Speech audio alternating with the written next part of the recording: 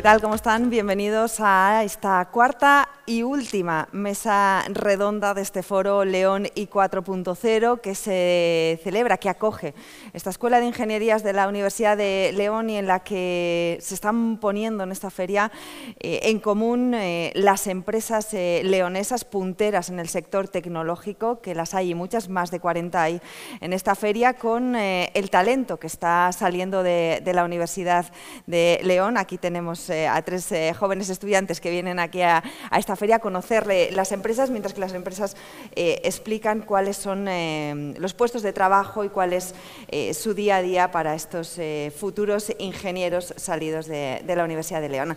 Hemos hablado de biotecnología, de industria alimentaria, de industria 4.0 y vamos a cerrar con un tema que está muy de actualidad y que además ha salido en todas las mesas.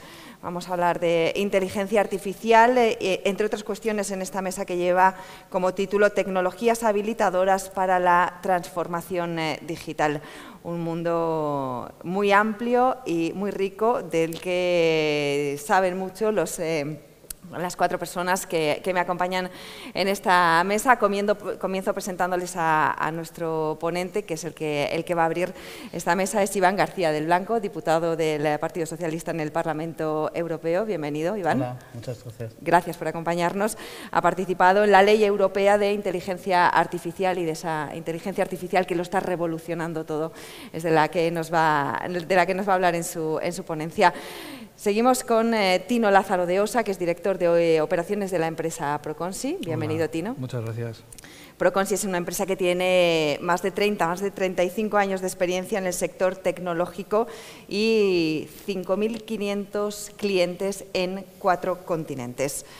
A mi derecha, Alberto Muñoz, director de operaciones de Seridia. Bienvenido, Alberto. Gracias. Seridia es empresa de software que ofrece tecnologías para construir una cultura de innovación y cambio, así es como se definen en su página web.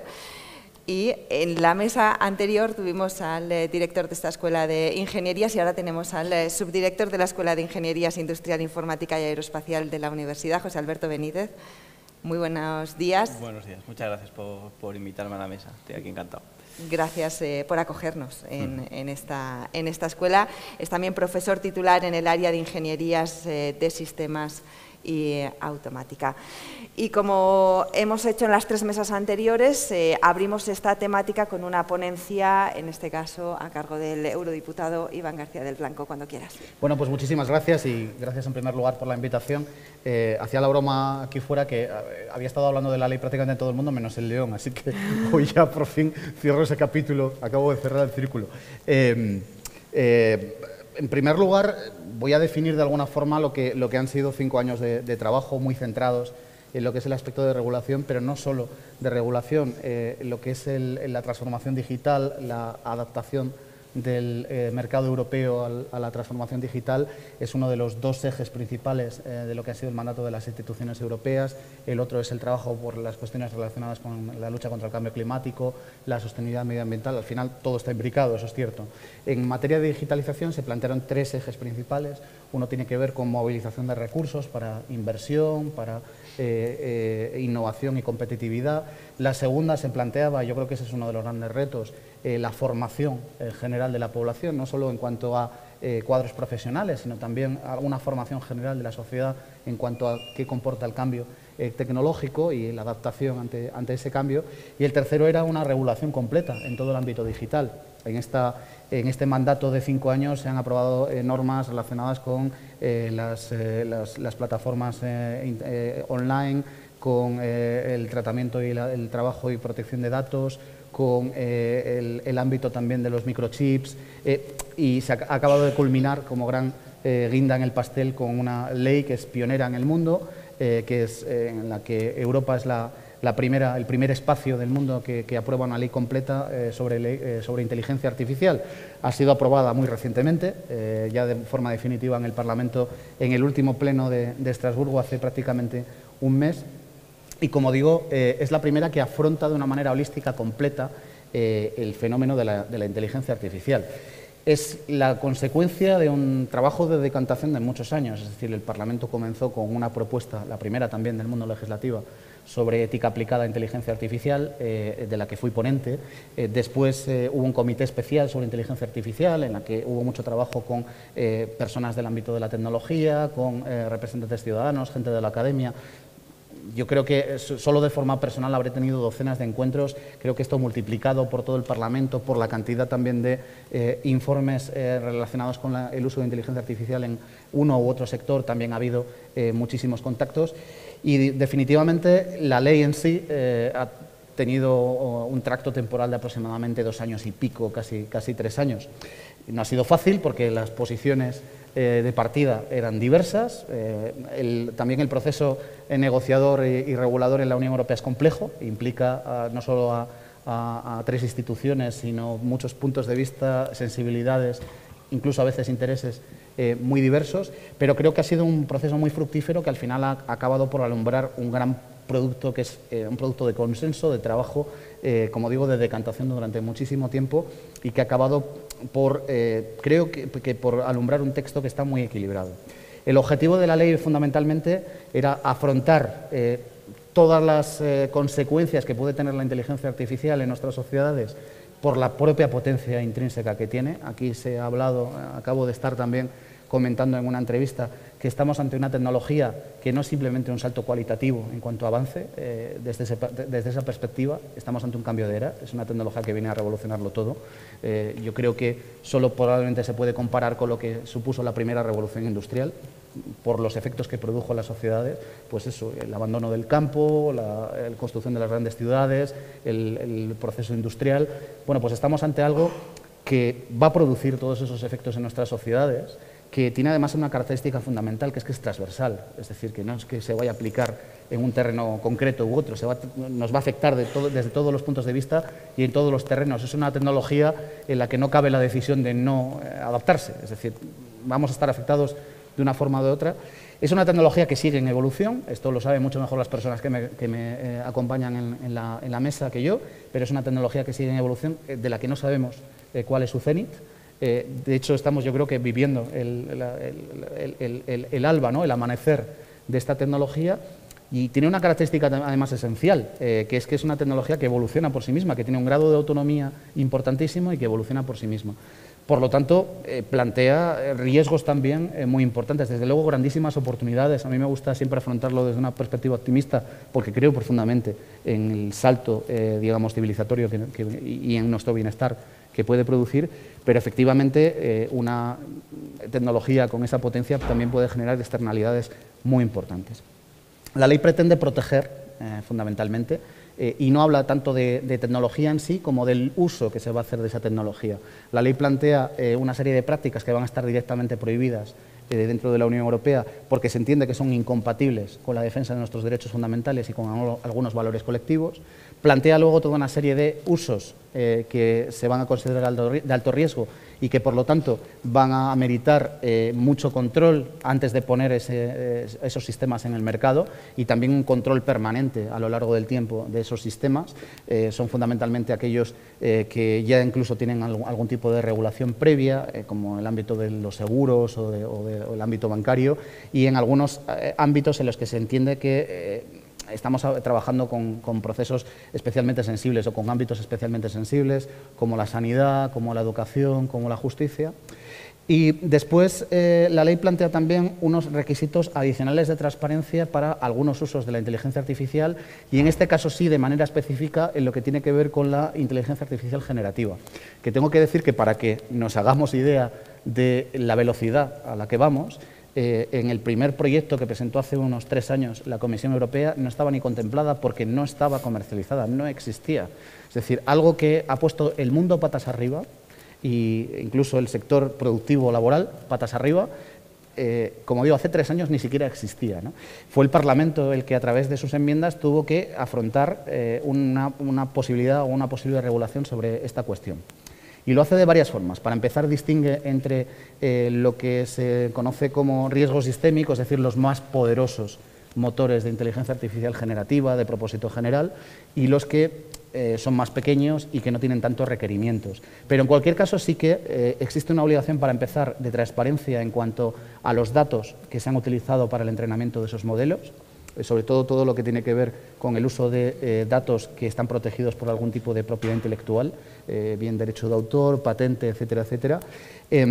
Y se requiere también su inscripción, la inscripción de ese tipo de modelos en un registro europeo que va a ser controlado a través de una oficina, digamos, europea de inteligencia artificial. Y para el resto de usos, a priori, no se prevé ningún requisito adicional. Y esto también lo digo porque muchas veces se oye, esta ley es muy intervencionista, va a controlar absolutamente todo, va a poner, digamos, unas trabas y un sobrepeso, una sobrecarga regulatoria en todos los ámbitos. Bueno, los estudios afirman que algo más del 80% de los usos de la tecnología en inteligencia artificial no van a estar afectados por la ley. Es decir, son usos que no comportan riesgos esenciales o riesgos inasumibles. Esto es importante tenerlo en cuenta. Y también la ley plantea un sistema de gobernanza. La ejecución de la ley va a estar fundamentalmente en el terreno de los Estados nacionales, es decir, en España, que ha sido la primera, a través de la Agencia Nacional de Inteligencia Artificial. Cada uno de los estados adoptará su modelo, pero también, como decía, crea una oficina europea de inteligencia artificial por encima que se encargará de controlar, digamos, la inteligencia artificial generativa y que también gestionará ese registro europeo al que hacía referencia. Por cierto, también algunos de los usos en alto riesgo tendrán que estar también registrados, son unas características muy concretas, pero que, como digo, servirá como una suerte de armonización, pero que tendrá que coordinarse con las agencias nacionales. Y en cualquier caso, también crea, para mí esto es muy interesante, una oficina permanente de intercambio de información y diálogo entre el sector tecnológico y el sector empresarial y las instituciones. Yo creo que es muy importante porque no tenemos que alejarnos de la perspectiva de que estamos ante una tecnología que está fundamentalmente en manos privadas.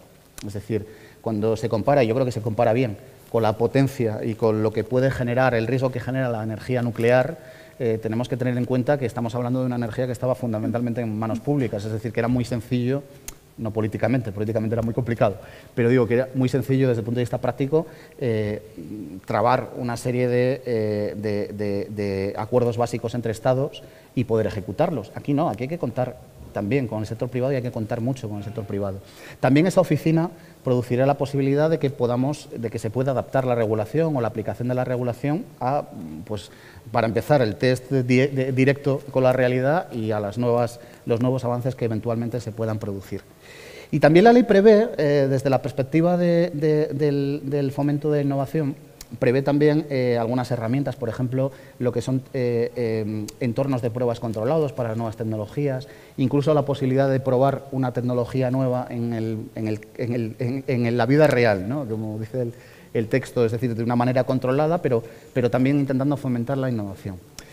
Y también creo que es importante resaltar que efectivamente y estamos hablando de derechos fundamentales y cuestiones muy esenciales, hay que tener en cuenta que esto es primordial. Hay muchas exigencias en ese terreno y las habrá, pero la ley siempre habla de proporcionalidad en cuanto al cumplimiento de las obligaciones y sobre todo está pensando en pequeños y medianos actores, en startups.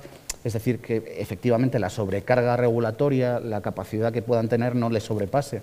De hecho, hay un mandato específico a las instituciones para que faciliten el cumplimiento de la ley a los pequeños operadores, es decir, a quienes están empezando no tienen la capacidad de afrontar ese tipo de carga, ¿no? Es decir, esto es una parte esencial y muy importante de la ley, porque incluso hay cuestiones que están contenidas en la ley hoy que técnicamente todavía no se pueden realizar. Es decir, que de hecho la ley plantea, hablando del trámite a futuro, plantea que el desarrollo completo general sea para dentro de 2 años, es decir, desde la publicación entrará en vigor los 24 meses siguientes. Es verdad que hay salvedades, hay algunos aspectos, por ejemplo, con lo que son usos prohibidos, que son 6 meses, o la inteligencia artificial generativa, por ejemplo, en materia de transparencia, habla de 12 meses, hay algunas cuestiones incidentales de las que se habla de 3 años, pero el plazo general son 2 años. No sé cómo voy de tiempo, voy bien, ¿no? Para terminar, ¿verdad? Bueno, pues voy a hacerlo. Digo porque no...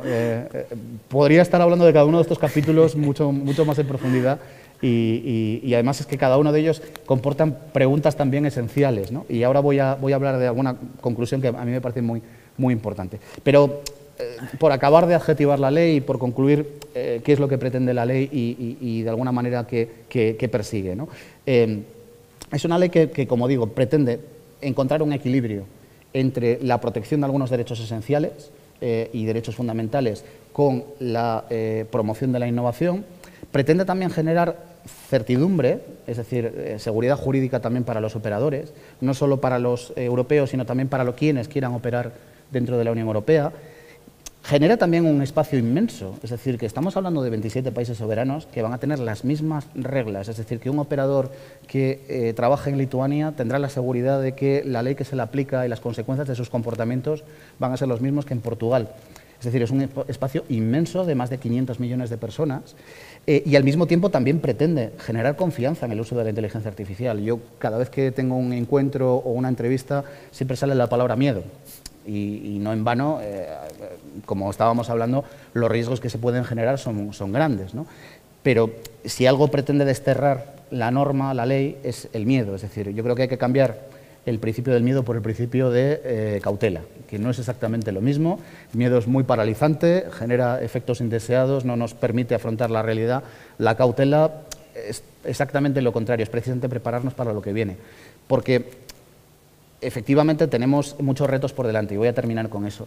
En primer lugar, como decía, estamos ante un cambio absolutamente transversal, del que la gente en general no tiene una idea realmente, a veces ni siquiera ni intuitiva, ¿no? En cuanto a qué va a comportar. Todo esto va muy rápido, estamos hablando de cosas que van surgiendo de la noche a la mañana, conceptos nuevos, normalmente además en inglés, por cierto, esto también es un reto en cuanto a la traslación a otros idiomas.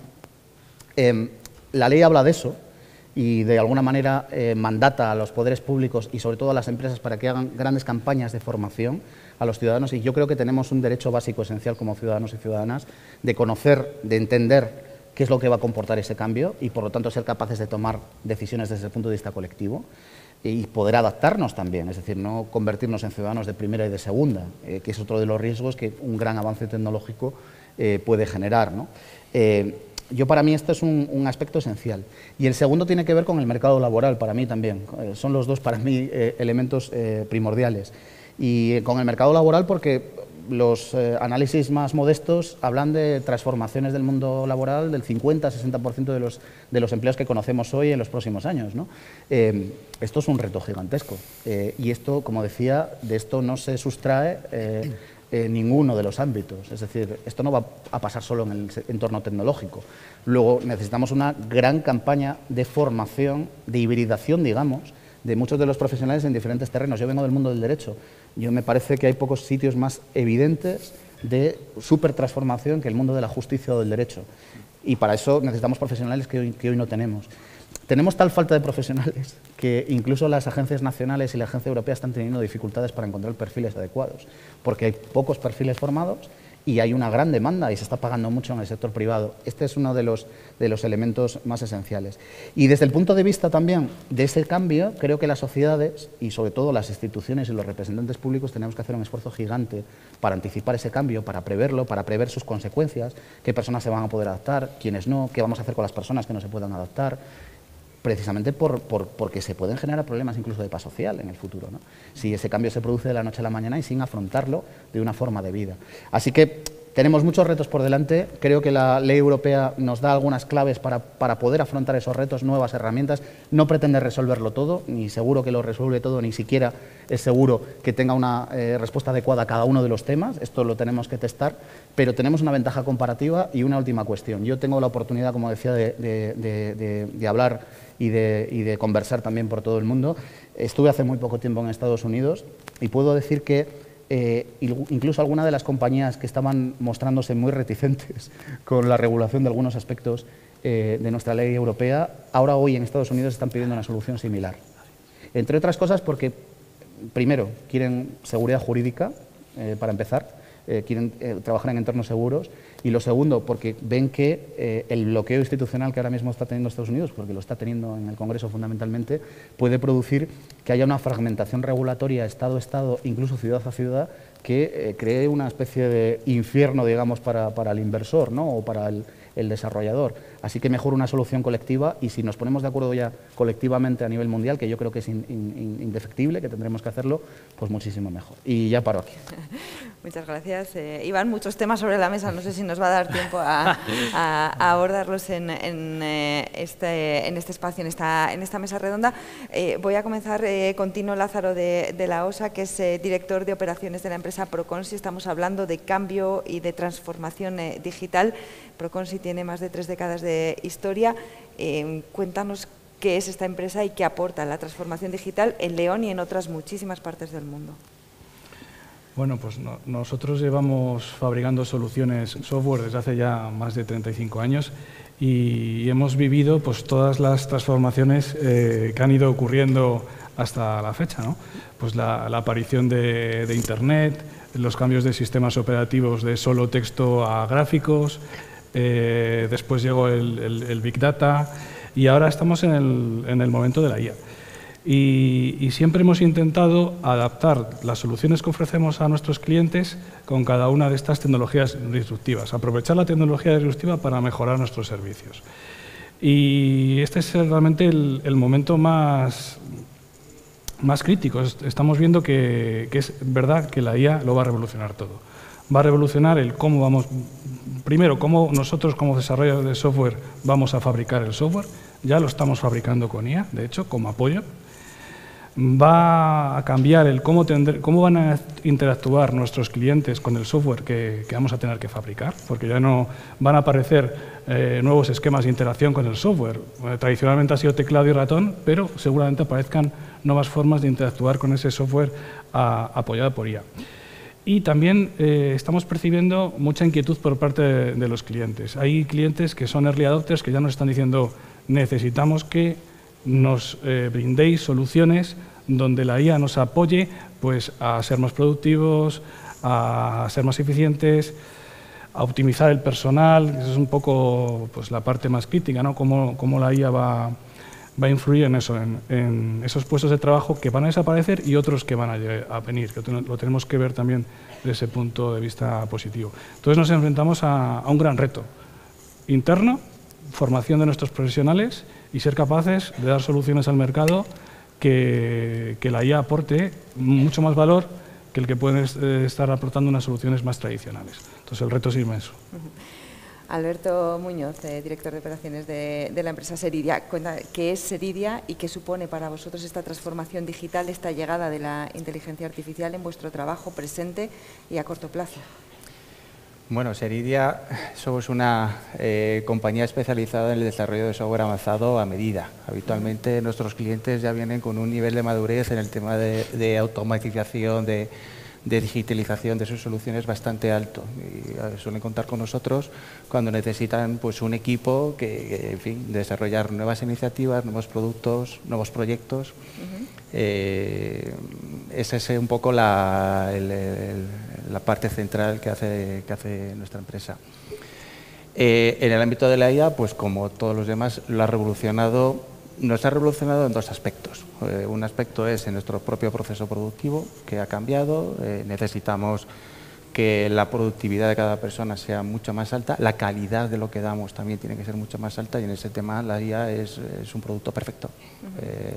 La integración de IA en los entornos de desarrollo, en el ciclo de vida de desarrollo, ahora mismo es algo absolutamente imprescindible y somos capaces de, con menos tiempo, con menos conocimientos quizás, hacer más y de más calidad. En ese sentido, pues es el salto de calidad que tienen que dar las empresas, no solamente nosotros, es imprescindible.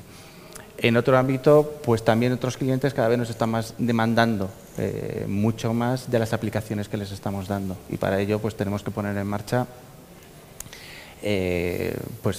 muchas librerías, muchos productos, muchos frameworks muy especializados en temas de extracción de conocimiento, aprendizaje automático, aprendizaje por refuerzo.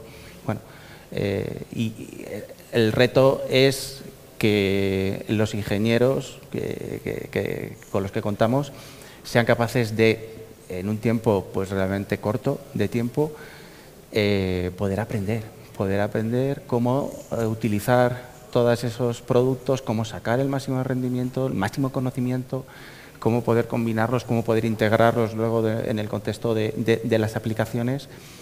Y al final, pues, en fin, pues yo, en mi opinión, es un salto de productividad, un salto también de hacer mucho más en menos tiempo y bueno, y de aprendizaje también de las personas constante. Es necesario que estemos, siempre hemos tenido esa necesidad, pero ahora más todavía. Al día, completamente. ¿Cuántos empleos tiene Seridia? Seridia actualmente tenemos 3 sedes. La sede principal la tenemos en León, en Padre Isla. Somos 130 personas. Hay otro grupo en Valladolid, otro grupo más grande en Madrid y también tenemos oficinas en Canary Wharf, en Londres, donde también pues, nos ha permitido una puerta también al mercado estadounidense, que también es interesante. Tino, ¿cuántos empleos tiene Proconsi actualmente? Nosotros actualmente en nuestra sede de León somos 122 personas y creciendo. Esperamos, abriremos pronto nuevas instalaciones de Proconsi vinculadas con la ciberseguridad, no quiero avanzar más, pero esperamos este año por lo menos crecer un 25% más en personal. Si no crecemos más es porque no tenemos suficiente talento que podamos incorporar, y miro a la universidad, que podamos incorporar, quizás los alumnos crean que tienen más oportunidades fuera de León, pero todo lo contrario, en León tienen empresas tecnológicas vinculadas con el software muy importantes, haciendo proyectos para España y fuera de España, y aquí hay unas oportunidades de empleo y de carrera profesional y salarial muy interesantes. José Alberto, decía antes, Iván, un 50 o un 60% de los puestos de trabajo van a cambiar. Tiene que salir gente muy preparada, muy formada, sobre una tecnología que está cambiando día a día. Eso desde la universidad, ¿cómo se está afrontando? Bueno, pues en primer lugar, la verdad es que me ha gustado mucho el enfoque que le ha dado Iván a la hora de hablar de esto, porque ha hablado desde el punto de vista positivo y optimista, que es lo que a mí realmente me gusta escuchar, porque muchas veces se escucha desde la otra perspectiva y viniendo de quien viene, pues me alegra haberle escuchado ese positivismo. Desde el punto de vista formativo, nosotros aquí en la universidad, claro, hay 2 puntos de vista en el ámbito de la formación, que una es el de los propios estudiantes, que luego van a salir por ahí al mundo laboral, pero otra es el de los propios profesores que tienen que impartir clase a esos estudiantes, ¿no? Entonces, bueno, coincide que yo, desde que empezaron a aparecer las aplicaciones de inteligencia artificial, bueno, junto con otros compañeros evidentemente, pero en los procesos de formación del personal docente investigador de la universidad, estamos intentando que los compañeros, también profesores, se formen y que vean que esto evidentemente, una de las cosas que tiene que provocar y que la gente tiene que ver como docentes es que van a tener que modificar evidentemente su forma de dar las clases, su forma de evaluar a los estudiantes. Y en definitiva, pues bueno, nos va a llevar más trabajo, pero si queremos seguir manteniendo egresados de calidad, como así lo demostramos desde hace ya muchos años aquí en la universidad en general, en la escuela en particular también, pues hay que mejorar esos procesos formativos. Y desde el punto de vista, evidentemente, de la formación a los estudiantes, yo particularmente en mis clases, desde que salió ChatGPT, que fue en diciembre del 22 público para todo el mundo, o en noviembre o por ahí, yo en enero, que ya vine aquí porque me pilló de estancia, ya lo integré en mis clases, en mis aulas, y lo que intenté fue fomentar la educación en cómo hacer uso de esas herramientas, que me parece muy importante, y también, digamos que intento hacer ver a los estudiantes y otros compañeros que también lo hacen, la importancia que tiene, porque hablábamos del cambio de roles en cuanto a las profesiones, pues la importancia que tiene que si ellos no tienen el mismo know-how que tengo yo, no van a poder hablar igual con una inteligencia artificial generativa, no van a poder pedirle las mismas cosas, y eso de cara a la productividad luego que tengan en las empresas va a ser fundamental. Entonces, lo que yo intento ofrecer desde el punto de vista y la perspectiva positiva es que los humanos vamos a seguir haciendo falta, vamos a tener que estar cada vez más formados, y lo que sí que intento, lo que sí que intentamos, ¿no?, en la universidad en general, muchos compañeros, es hacer ver tanto a los estudiantes como al resto de compañeros que es importante la formación no solo en competencias digitales, sino específicamente en competencias relacionadas con la inteligencia artificial. Decías ahora, Tino, Procons inaugurará pronto nuevas instalaciones, crecemos un 25%, pero no porque no podamos crecer más, sino porque no encontramos talento, no encontramos profesionales. ¿Qué haría falta para que ese crecimiento pudiera ser como la capacidad que tiene la empresa? Pues esa es la pregunta del millón. Yo creo, mira, lo primero que hace falta son eventos como este. O sea, este evento donde las empresas venimos a la universidad, contamos lo que hacemos, los alumnos dicen, ¿cómo es posible? No sabíamos que había empresas de León que estén haciendo esto. Y los alumnos, yo me acuerdo cuando estudiaba, parecía que todo el progreso estaba fuera de León. Y te fijas, estás pensando en irte a Madrid, en irte a Barcelona o salir incluso de España. Y no están mirando a su alrededor cuando hay unas empresas innovadoras de todos los sectores, no solamente de la informática, donde hay una capacidad de crecimiento tremenda. Entonces, lo primero, eventos como este. Hay que decir a los alumnos, nosotros como empresas estamos aquí y tenemos empleo para vosotros. Y además, eso es un tema que también ha cambiado mucho, por lo menos en el sector de la tecnología. Antes, para progresar o tener una carrera salarial, había que salir fuera de León.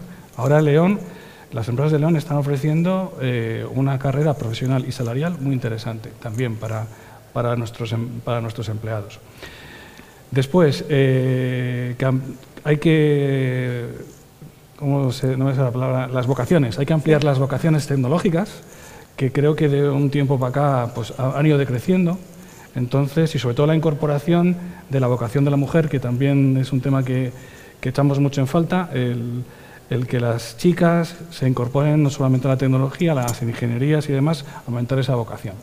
Y así conseguiremos tener pues, más egresados que puedan salir de la Universidad de León y poder incorporarlo a nuestras compañías. Porque realmente de donde nos estamos nutriendo es de gente de León y gente vinculada con León. En vuestro caso, Alberto, ¿cómo es la relación de la universidad con Seridia y de Seridia con la universidad? Bueno, a nosotros nos gusta mucho decir que Seridia tiene sentido en León gracias a la Escuela de Ingeniería Informática que hay en León. O sea, yo creo que el 95% de las personas que trabajamos actualmente en Seridia hemos estudiado en este edificio, salimos de esta escuela y bueno, está mal que yo lo diga, pero el nivel de las personas que salen de aquí es muy alto.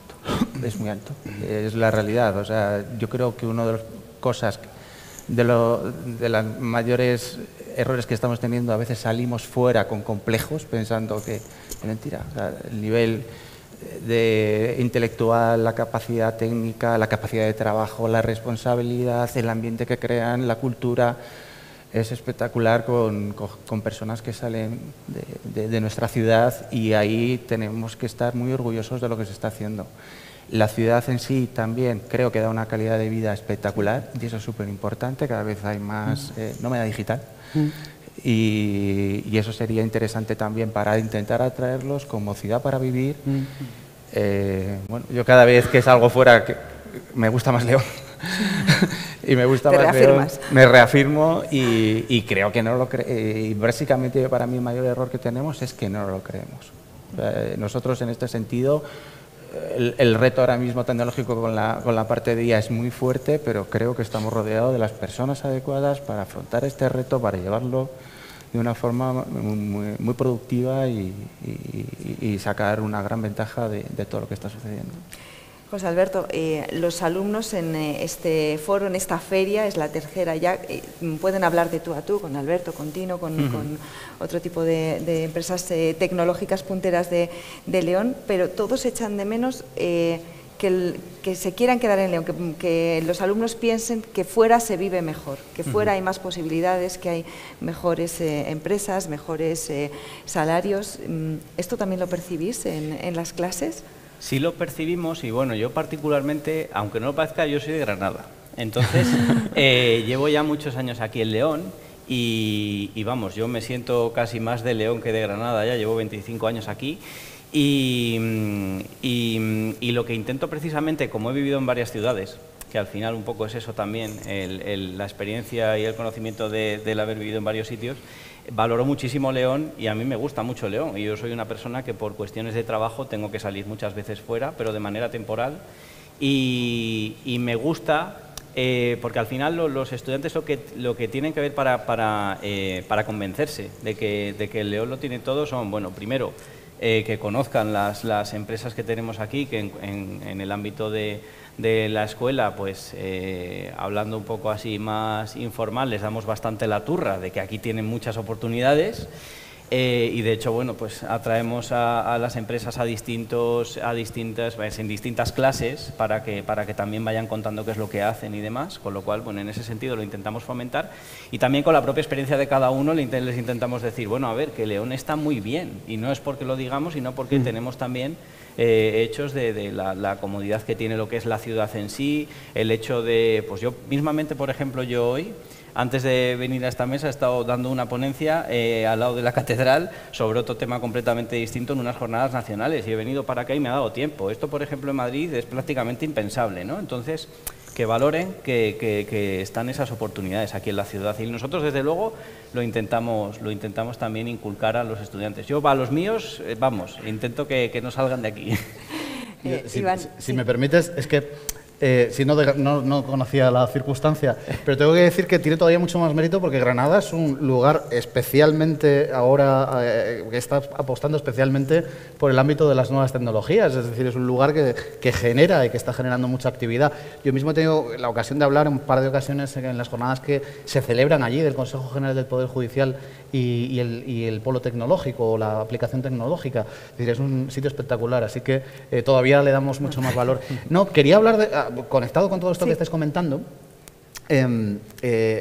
y con una afirmación que hice antes y que ahora estábamos de alguna manera también dibujando sobre la competencia que hay con el talento existente, porque evidentemente tenemos que ampliar mucho nuestra capacidad para formar talento y no solo en el ámbito de la programación, sino que creo que por lo que me dice todo el mundo, esta escuela lo está haciendo muy bien en cuanto a la relación con el sector empresarial, pero creo que hay que implicar a toda la universidad porque las aplicaciones, antes hablábamos de la inteligencia artificial, son mucho más diversas, es decir, es que, por ejemplo, está haciendo una tecnología brutal en el ámbito de la arqueología, digo, por poner un ejemplo que parece casi antitético, pero que lo es, ¿no?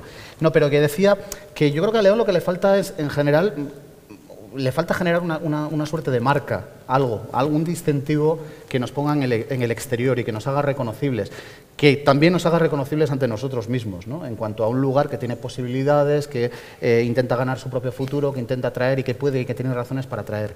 Y fuera de esta cuestión, yo leí hace un artículo hace un tiempo, ¿no?, que hablaba de la atracción de talento del exterior hacia Europa, ¿no?, desde la perspectiva europea, y hablaba de una cosa para mí muy interesante. Evidentemente los sueldos son muy importantes en un sector que genera mucho valor y que tiene también muy buenos sueldos y salarios y compite. Pero hay otras cuestiones que no tienen que ver con los sueldos, que tienen que ver con la calidad de vida. Y es muy importante. Pensemos en que Europa, como decía Borrell, es un jardín dentro de una jungla, ¿no?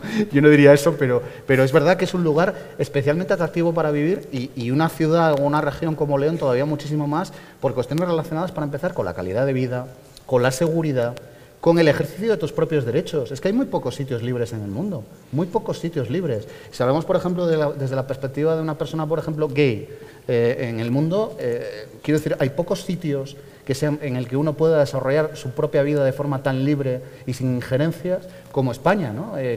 Quiero decir, y eso que también compite en el exterior. Pero tenemos que intentar también hacernos ver, mostrarnos, es decir, cuidado que este es un lugar en el que puedes desarrollar una carrera profesional al mismo nivel que en cualquier otro lugar del mundo y además puedes vivir libre y en consecuencia con tus propios valores y tu forma de vivir la vida sin que nadie te moleste y sin tener además la posibilidad de que mañana te detengan, ¿no? Es decir, tenemos que poner en valor todas las potencialidades que tenemos. Yo creo que León es un lugar que puede competir en muy buenas condiciones en el mercado internacional, en el mercado mundial, y es algo de lo que hablo, que conozco.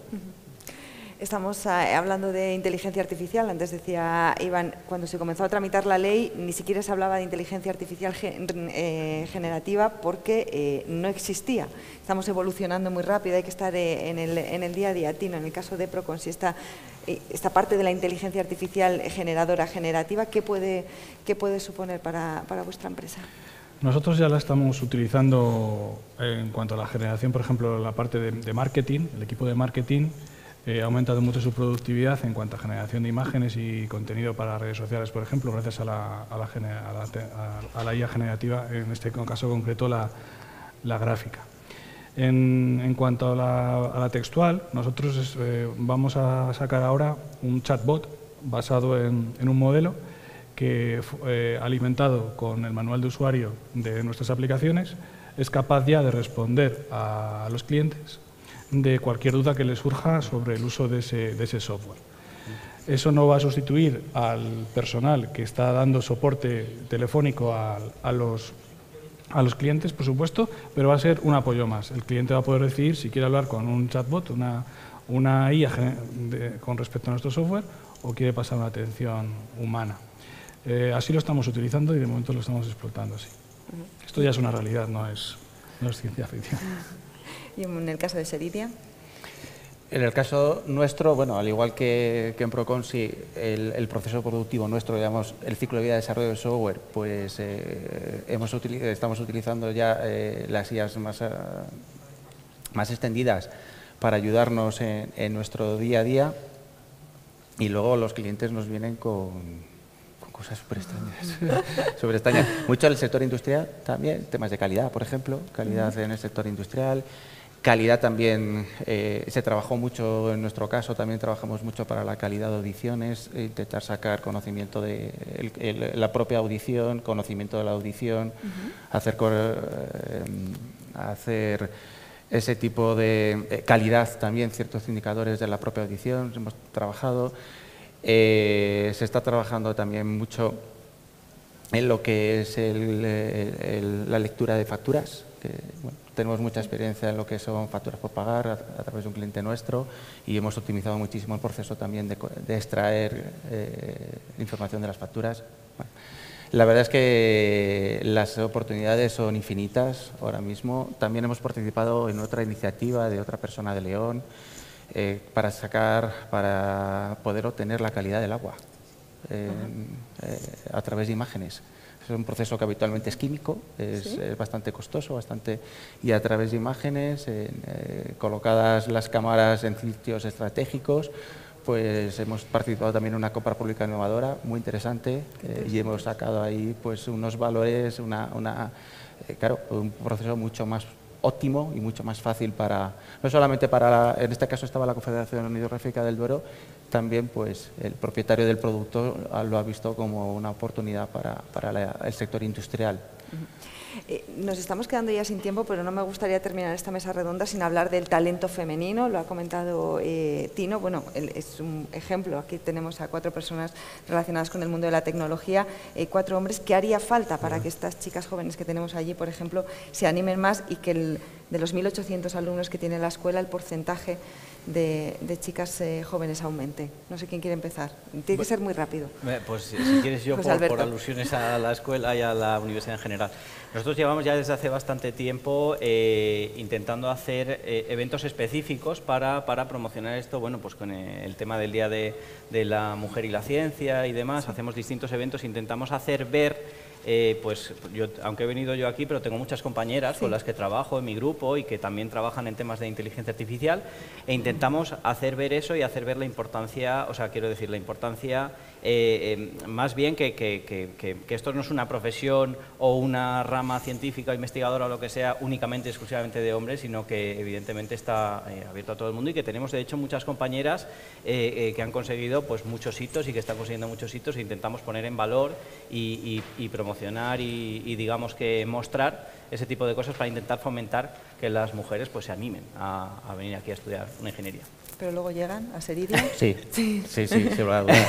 Ojo, nosotros tenemos un 30% de chicas.